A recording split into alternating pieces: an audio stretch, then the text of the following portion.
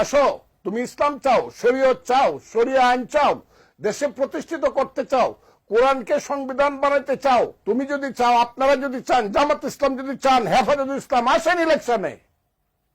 মানুষ যদি বলে ইয়েস, আমরা এই দেশের মানুষ, আমরা এটা চাই, আমি আপনাদেরকে সেলিউট দেব।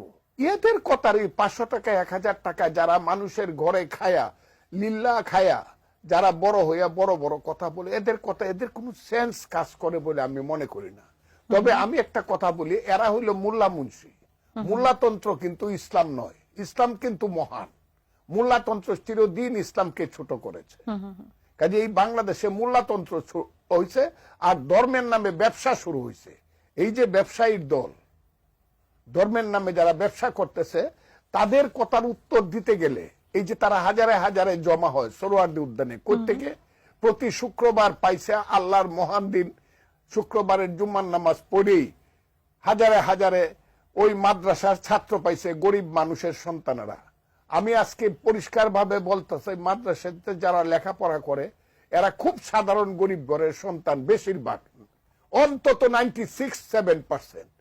এই ছেলেপেলেরা কিছুই বুঝে না হুজুর ছাড়া। এরা থাকে মাদ্রাসায়, খায় লিল্লার টাকা, এরা মানুষের অনুদানে খায়। নিজের জীবন সম্পর্কে এদের যে ধারণা হয়, সেই ধারণা হলো হুজুর যা বলে তাই শুনতে হবে।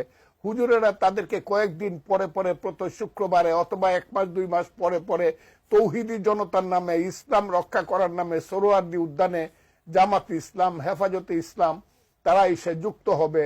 নারী নীতি করা যাবে না, নারী নীতি যারা লেখছে করছে এই নারীরা। আমি তো মনে করি এখন যদি বেগম রুকেয়া থাকতো, আজকের মোল্লা মুন্সিরা তাকে ব্যত্রাঘাত করতো, অথবা তসলিমা নাসরিনের মতো দেশ তারা করতো বেগম রুকেয়ারে।